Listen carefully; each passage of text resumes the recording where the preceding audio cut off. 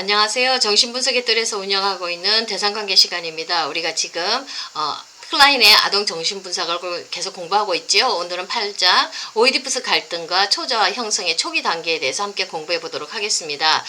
이제 아이가 자라서 이제 서서히 이제 오이디푸스 갈등이 나타나고 초자아가 형성된다고 얘기했는데, 우리 프로이드는 보통 외국 나이로 한 5살이고 우리나라 나이로 한 7살 요 정도 됐을 때 이렇게 오이디푸스기로 진입하고 초자아가 만들어진다고 이렇게 얘기를 하고 있는데, 클라인은 그 시기를 조금 더 앞당깁니다.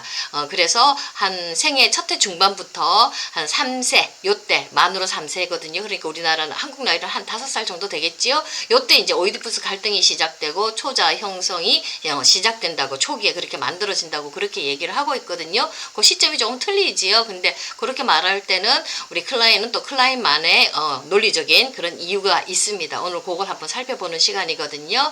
자, 일단 아이들 구강기 욕구가 좌절이 되면, 자, 이게 막 좌절이 되면 좌절이 될수록 더욱더 많이 이렇게 섹슈얼리티가 올라오지요.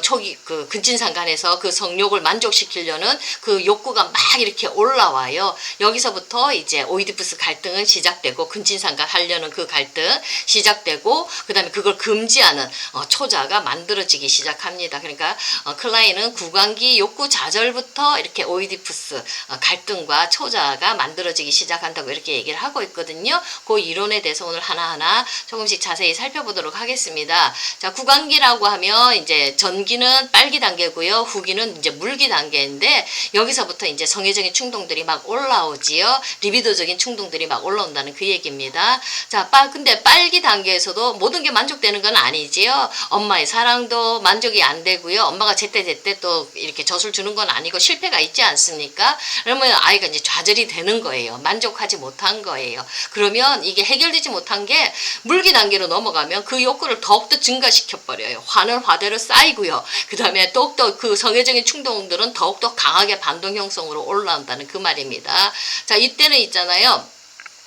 아이 본능적으로 이 아이 본성에서 죽음 충동도 막 올라옵니다. 파괴적이고 본능적인 요소들이 이제 막 이때 막 영향력을 행사하기 시작하고 아이가 힘이 있어지거든요. 그러면서 이 구강 단계에서 충족되지 못한 이 성애적인 충동들이 이제 어떻게 돼요? 이런 것들이 결합되어져서 구강 가학증으로 막 나타나기 시작하거든요. 이 구강 가학증은 뭐냐면 잡아먹고 잡아먹히고 자르고 죽이고 하는 그런 여러 가지 잔인한 환상들로 이렇게 아이들이 놀이에서 많이 나오거든요.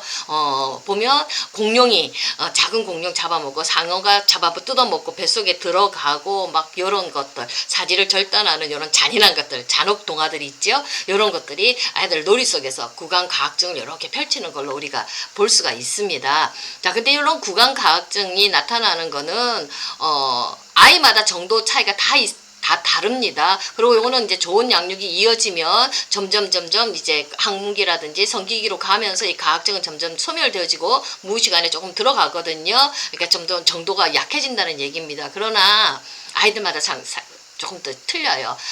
좋지 못한 양육 환경에 있다든지 아이가 기질적으로 약하다면 구강 가학증은 아주 심화됩니다. 이게 해결이 되지 않은 채로 무의식 속에 그대로 있으면 우리 어른들한테는 정신증으로 나타나고 무슨 편집성 성격 장애라든지 경계선 성격 장애라든지 이런 쪽으로 흘러 들어가기 때문에 이 구강 가학증은 잘 처리를 해줘야 됩니다.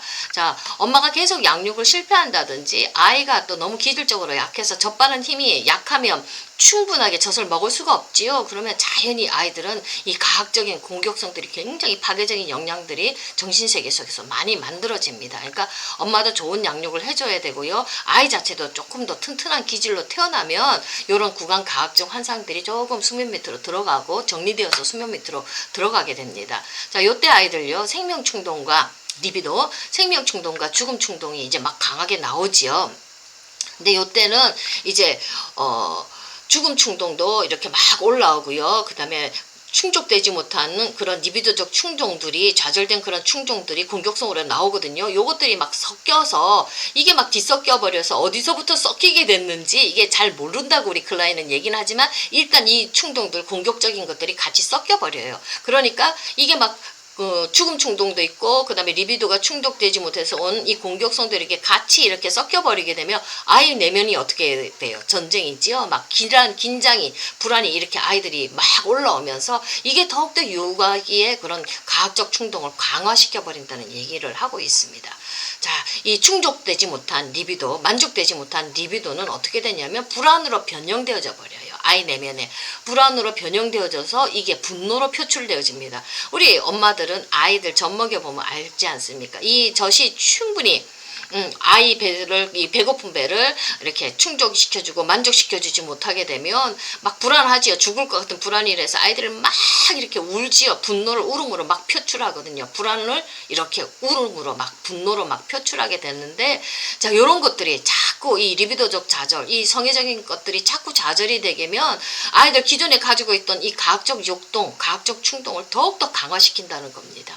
자, 이렇게 되면 이 불안을 아이는 감당할 수가 없게 되죠. 막 그냥 이 불안 때문에 아이는 이거를 관리할 만한 자아는 아직 형성되어져 있지 않지 않습니까? 그러니까 이거를 조절할 수 있는 자아는 지금 아직 만들어지지는 않고 과학적 충동 때문에 죽을 것 같은 불안은 막 올라오고 아이 내면이 지금 전쟁터지요. 굉장히 힘들어요. 애기들, 베이비들. 그랬는데 다행한 거는요. 이 아이들 내면에 자기애적인 리비도가 있죠. 지를 사랑하는 거, 자기만을 사랑하는 자기애적 리비도가 있다는 거 우리가 지난 시간에 공부했습니다.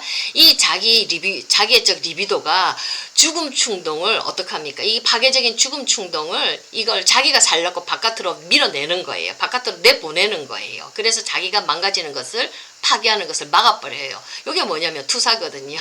애기들 그런 얘기 많이 하죠. 지가 잘못해놓고 지가 실패해놓고 속상하니까 엄마 때문에 이러면서 엄마 때문에 이랬어 이러면서 자기 잘못을 엄마한테 던져버리죠. 바로 이런 거예요. 이 불안과 고통, 이 죽음 충동 이런 힘든 그 상황을 이 자기애적인 리비도가 감당하기 힘드니까 지가 살라고 엄마 때문에 저 사람 때문에 이러면서 그 불안과 공격성 과학적인 거를 이렇게 바깥으로 던져버려요. 다행이죠. 그나마 좀 다행인 거예요. 자, 그 다음에 또 하나 또 있습니다. 자아에게는요, 유기체 안에 아직 남아있는 파괴적 충동을 억제하는 또 다른 수단이 있다고 얘기했습니다. 무슨 얘기하냐면 아이 본능, 이 아이의 그 심리 안에 자, 리비도가 좌절이 되어서 들어와서 화가 났어요. 아이가 충족이 되지 않아서 이 파괴적인 충동들이 있어서 이거를 지가 살라고 이걸 바깥으로 내보냈어요. 엄마를 향해서 이 파괴적인 충동을 바깥으로 내보냈는데 아직까지 다 내보낸 건 아니지 않습니까? 내면에 해결되지 않는 파괴적 충동이 또 있어요. 자, 요걸 어떻게 하냐면 이 파괴적 충동이 있잖아요. 이 아이 내면 깊은 곳에서 올라오는 죽음 충동이 있거든요. 요게 올라오지 못하도록 요걸 막아내는 역할도 한다는 겁니다. 자, 이런 방식으로 이 안에서 아이의 이드가 막 분열되는데요. 자, 요렇게 처음 요 죽음 충동을 파괴적인 충동이 와서 이렇게 억압하고 이렇게 막아내는 거, 이걸 통해서 최초의 억압이 생기고요. 그 다음에 이걸 통해서 최초의 초자아가 만들어져요. 과학적인 초자아입니다. 여기 들어온 이 초자아는 어떤 초자아예요? 아직 만족되지 못해서 오는 파괴적인 충동이 내 안에 들어와서, 그죠? 내 안에 들어와서 내 안에 다른 파괴적 충동, 죽음 충동이 올라오지 못하도록 막고 억압하는 거지요. 그러니까 이게 좌절된 그런 충족되지 못한 그런 것들이기 때문에 이게 가혹하지요. 그렇게 부드러운 초자아는 아니죠. 자, 이게 과학적인 초자아를 만들어서 우리 내면에 들어가기 시작한다는 겁니다. 초자, 금지가 하나씩 이렇게 만들어지죠. 억압 때문에. 여기서 처음 초자아가 시작된다고 클라인은 얘기를 하고 있습니다. 자, 요런 분열은요, 함입 과정이 시작되자마자 함입된 대상이 유기체 내부의 파괴적 충동에 대항하는 방어 수단이 된다는 사실로 인해 가능해진다고 이렇게 복잡하게 설명했는데 무슨 얘기를 하냐면, 자, 우리가 대상을 함입했죠. 내 안에. 그 엄마의 그 모습을 내가 그 공격하는 나쁜 대상, 그 충족시켜주지 못하는 나쁜 대상, 엄마의 모습을 내가 지금 함입했어요. 이 함입한 대상, 이 나쁜 대상이 이것이 어떻게 하냐면 내 안에 있는 내부의 파괴적인 충동, 죽음 충동에 대항하는 방어수단 된다는 거. 아까 조금 전에 설명했던 겁니다. 이 내 안에 그 파괴적인 죽음 충동이 바로 이 함입된 대상이 이게 올라오지 못하도록 이걸 억압한다는 얘기예요. 자, 함입된 대상이 이 나쁜 엄마의 이미지를 내가 지금 함입했거든요. 파괴적인 것들을 내가 지금 억압을 했거든요. 자, 충족되지 못한 그런 엄마의 나쁜 엄마의 이미지를 내가 함입했는데 이것이 바로 내 안에 있는 죽음 충동을 억압해서 이것이 바로 초자 역할을 맡는다고 그 얘기를 하고 있습니다. 똑같은 얘기를 반복해서 설명해 주는데 바로 그겁니다. 다시 한 번 더 설명하면 내 안에 있는 이 죽음 충동 파괴적인 욕망을 누가 막습니까? 억압합니까? 바로 함입된 나쁜 대상 이미지, 나에게 만족을 주지 못한 그런 좌절시킨 그것 때문에 내가 지금 화가 나 있는 이 파괴적 충동, 공격성 올라오는데 이게 바로 다시 내 안에 있는 죽음 충동을 이렇게 억압하면서 초자 역할을 하게 된다는 겁니다. 이게 바로 가학적인 초자지요. 좋은 이미지로 형성된 초자는 아니거든요. 굉장히 우리를 괴롭히는 거, 이게 내면의 깊은 곳에 있으면 자꾸 나를 비난하고 정죄하는 그 초자로 이렇게 우리한테 기능하지요. 우리 모두에게 다 있는 거거든요. 자, 이렇게 파괴적인 본능적인 충동이 있잖아요. 이거는 아이의 불안을 막 만들어내요. 근데 이게 두 가지 방향으로 이렇게 나가거든요. 아이한테. 이 파괴적인 본능적인 충동이 어떻게 두 가지 방향으로 나가는지 하나 살펴보면, 자, 불안은 파괴적 충동이 아이 자신의 신체를 파괴한다고 얘기했습니다. 이 불안.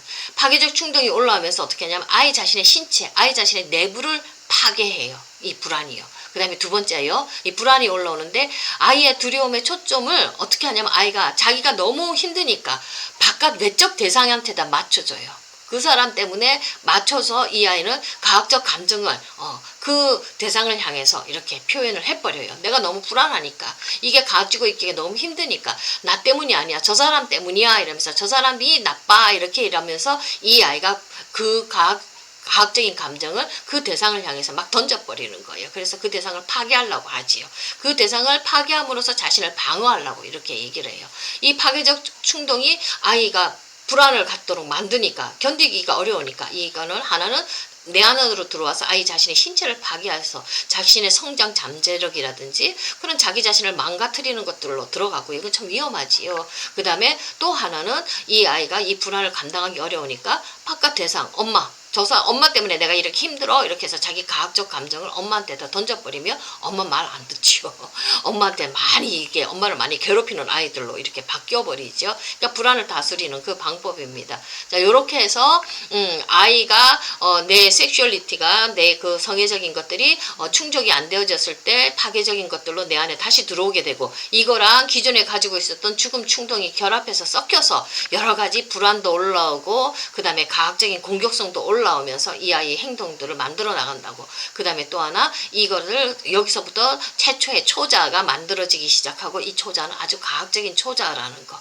이렇게 해서 불안도 올라오고 과학적인 초자도 올라오면서 오이디푸스 갈등이 시작되어진다는 거, 요걸 우리 클라이니 선생님이 설명하고 있거든요. 요거는 이제 클라인만의 방법으로 이론으로 이렇게 설명한 거고, 거기에 대한 거 좀 더 구체적으로 들어가서 이 오이디푸스 갈등이 어떻게 불안으로 나오고 어떻게 초자가 만들어지고, 이것이 여러 가지 가학증이 어떻게 발전되어져 나가는가, 좀 더 상세한 이야기는 다음 장에 우리 같이 또 공부해 보도록 하겠습니다. 감사합니다.